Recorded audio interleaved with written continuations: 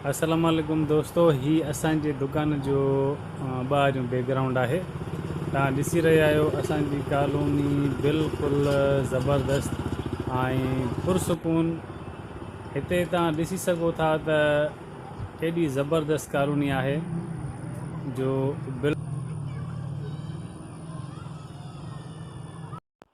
अस्सलाम वालेकुम दोस्तों, उम्मीद आहे तव्हां सभु ॿाहिरि ठीकु ठाक हूंदो ऐं तव्हां सभिनी खे मुंहिंजी तरफ़ खां जुम्मतुल मुबारक जी मुबारकबाद हुजे, जुम्मा मुबारक हुजे।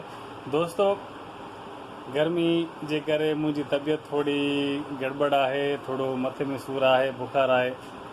इन जे करे मां पूरे ॾींहं जी रूटीन तव्हांखे न ॾेखारे सघियुमि। उन जी मेन वजह इहा आहे शदीद गर्मी, मूंखे लॻी वियो आहे ॾींहुं। पोइ बि मां तव्हां सभिनी दोस्तनि जी ख़ातिर मां हीअ वीडियो ठाहे रहियो आहियां, पर मूंखे हिन महिल बि बुखार आहे। तव्हां सभु ॿार मुंहिंजे लाइ दुआ कजो त मुंहिंजी तबियत जल्द खां जल्द सही थी वञे।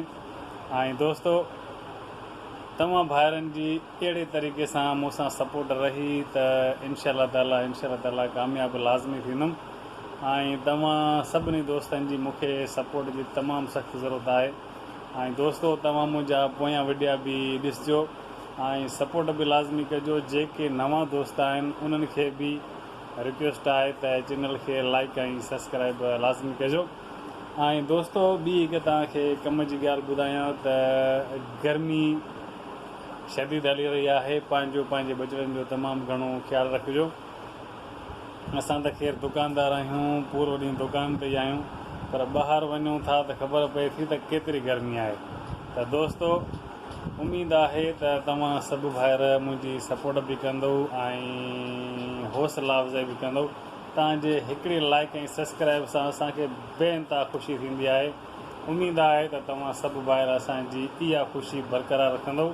त सुभाणे इंशा ताला जीअं मुंहिंजी तबियत सेट थींदी तीअं तव्हांखे पूरे शहर जी विज़िट कराईंदुमि। ऐं वीडियो पूरो ॾिसण लाइ तव्हां सभिनी भाइरनि जी तमामु वॾी महिरबानी। मिलंदासीं नेक्स्ट वीडियो में। टेक केयर एंड अल्लाह हाफ़िज़।